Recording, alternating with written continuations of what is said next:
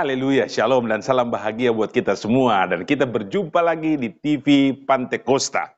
Dalam kesempatan ini kita akan membahas satu topik yang bagus sekali, indah sekali, dan penting untuk saya, dan penting untuk umat-umat Tuhan. Temanya adalah tempat-tempat Yesus berdoa, atau lokasi-lokasi tempat Yesus berdoa selagi Tuhan Yesus berada di muka bumi. Kita akan melihat satu persatu. Nomor satu, di rumah atau di satu tempat. Kita buka Alkitab dan kita lihat dalam Lukas pasal 11 ayat yang pertama.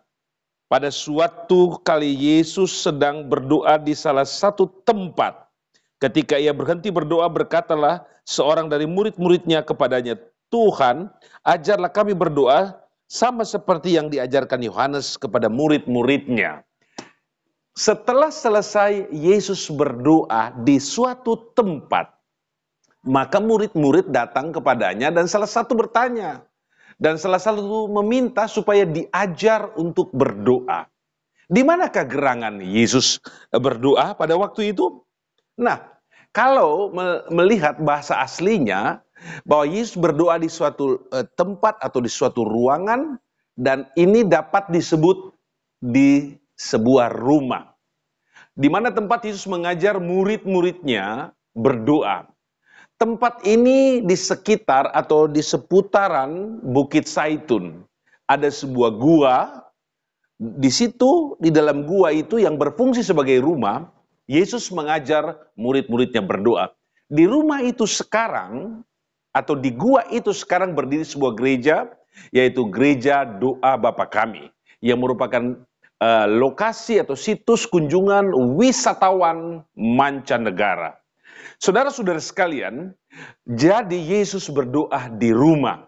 Sama seperti Yesus berdoa di rumah, kita pun harus berdoa di rumah. Agar supaya rumah itu jadi rumah berkat, rumah mujizat, rumah bahagia, dan rumah rahmat Tuhan.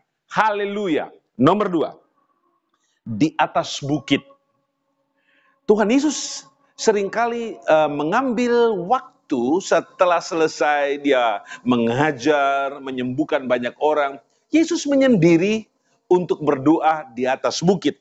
Laporan itu kita baca dalam Matius pasal 14 ayat 23. Dan setelah orang banyak itu disuruhnya pulang, Yesus naik ke atas bukit untuk berdoa seorang diri.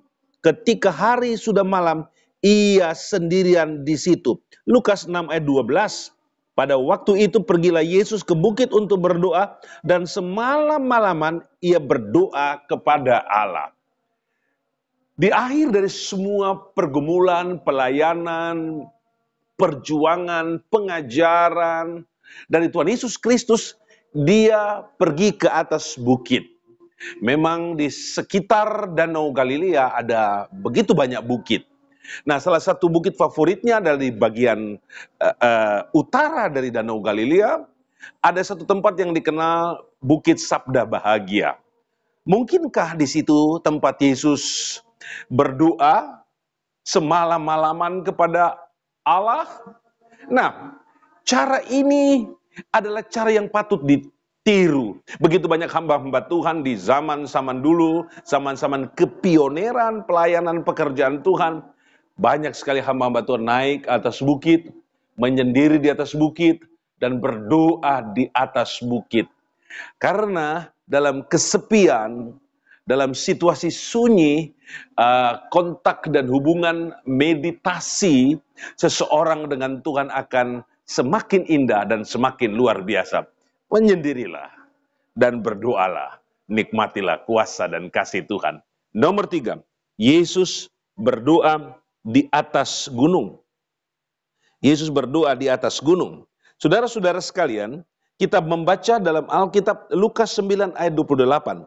Kira-kira 8 hari sesudah segala pengajaran itu, Yesus membawa Petrus, Yohanes, dan Yakobus lalu naik ke atas gunung untuk berdoa. Di sini kita melihat Yesus membangun tim dalam berdoa. Dia mengajak orang-orang terdekatnya, Yakobus, Petrus, dan Yohanes, untuk naik ke sebuah bukit supaya berdoa di sana. Banyak teolog dan orang-orang meyakini bukit ini adalah Gunung Tabor atau Bukit Tabor. Ada orang juga yang berkata gunung yang tinggi ini adalah Gunung Hermon. Dari kedua gunung ini tidak jelas karena gunung yang tinggi di mana Yesus pergi untuk berdoa tidak dijelaskan namanya. Tetapi di lembah Yisrael yang panjangnya sekitar 70 kilometer dan lebarnya sekitar 20-30 kilometer, ada sebuah bukit yang menjulang tinggi. Bukit itu namanya Bukit Tabor. Kemungkinan besar di gunung atau di Gunung Tabor inilah, di bukit atau Gunung Tabor inilah, Yesus berdoa dengan murid-muridnya.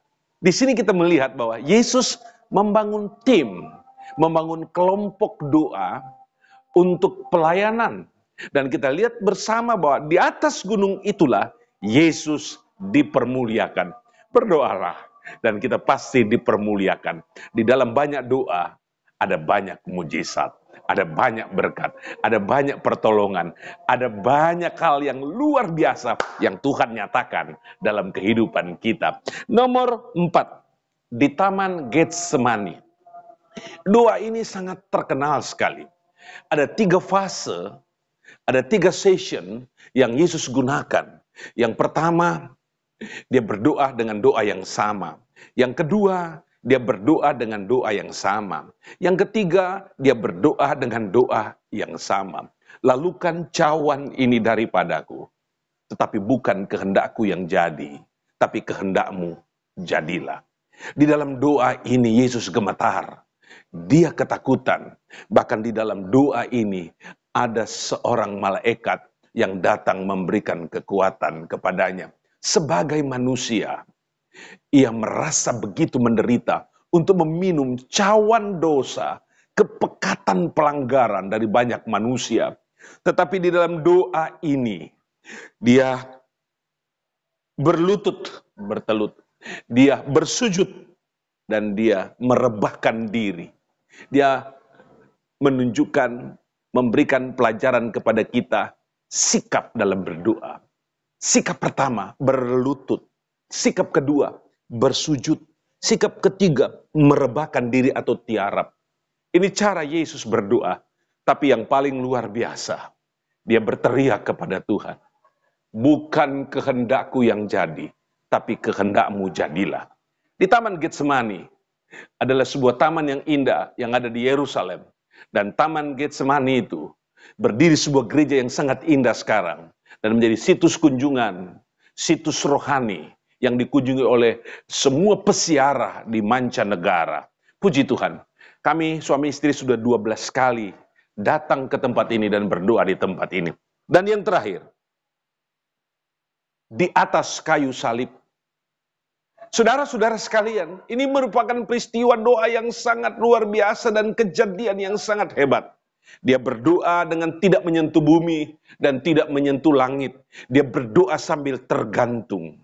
Kita tahu bersama bahwa fase demi fase dia telah lewati hingga dia berada di atas Golgota. Di Golgota pada pukul 9, ia disalibkan.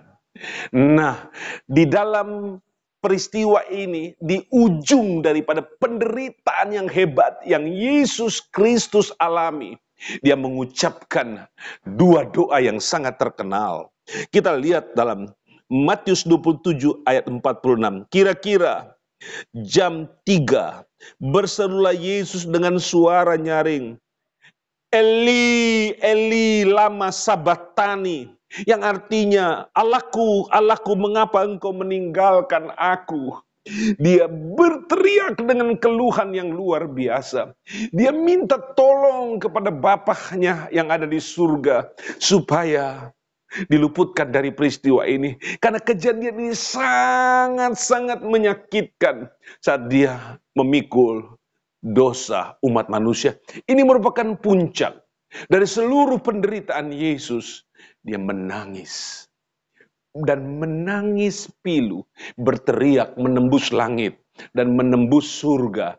Tiba di telinga Bapaknya, tiba juga di hati Bapaknya. Tapi Bapaknya tidak menjawab dia. Karena Bapa tahu Yesus sedang menjalankan proyek menyelamatkan umat manusia. Bapa di surga mengabaikan doa anaknya. Yang Bapa di surga ingat adalah menyelamatkan semua umat manusia. Dan di atas kayu salib, kita lihat dalam Lukas 23 ayat 46. Lalu Yesus berseru dengan suara nyaring, "Ya Bapa, ke dalam tanganmu kuserahkan nyawaku." Dan sesudah berkata demikian, ia menyerahkan nyawanya. Ini doa yang terakhir, doa penyerahan. Setelah dia berteriak, "Eloi, Eloi, Eloi, ya Bapa, mengapa engkau meninggalkan aku?" Tapi dia tutup dengan sebuah doa yang sangat istimewa, doa yang sangat mulia untuk kita, yaitu dia berkata, "Ya Bapa, ke dalam tanganmu kuserahkan nyawaku." Ini adalah cinta Tuhan untuk saya dan untukmu. Ini adalah kasih Tuhan untuk semua suku bangsa di bawah kolong langit ini. Ini adalah bentuk rahmat Tuhan yang dia berikan untuk manusia di muka bumi ini. Rasa cinta dan kasih dari Tuhan, ia tumpahkan, ia tunaikan, dia lakukan dalam bentuk doa. Ada 5 lokasi doa Tuhan Yesus di muka bumi. Yang pertama, Yesus berdoa di rumah.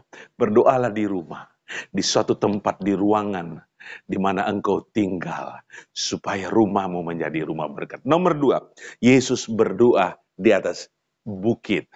Kemanapun kita pergi, dimanapun kita berada, nomor satukan doa. Hubungan dengan Tuhan, itu yang termanis. Nomor 3, Yesus berdoa di atas gunung dengan doa berkelompok. Ajaklah temanmu, saudaramu, keluargamu untuk berdoa bersama. Menjadi suatu lingkungan, menjadi suatu kelompok yang berhubungan dengan Tuhan. Keluarga kita, kelompok kita, gereja kita diberkati oleh Tuhan. Dan yang keempat, berdoa di Taman Getsemani. Ini doa yang luar biasa. Kita bisa mengambil suatu waktu pergi ke tempat-tempat tertentu yang sunyi dan kita berhubungan dengan Tuhan di taman ataupun di sebuah lokasi yang kita suka. Kita pergi, ayo kita berdoa dan kita nikmati kuasa Tuhan. Dan yang terakhir, Yesus berdoa di atas kayu salib. Di atas kayu salib untuk menanggung semua dosa kita dan pelanggaran kita. Di ujung dan finalisasinya, kita semua selamat. Tuhan Yesus memberkati kita semua. Inilah firman Tuhan untuk kita di hari ini. Haleluya. Amin.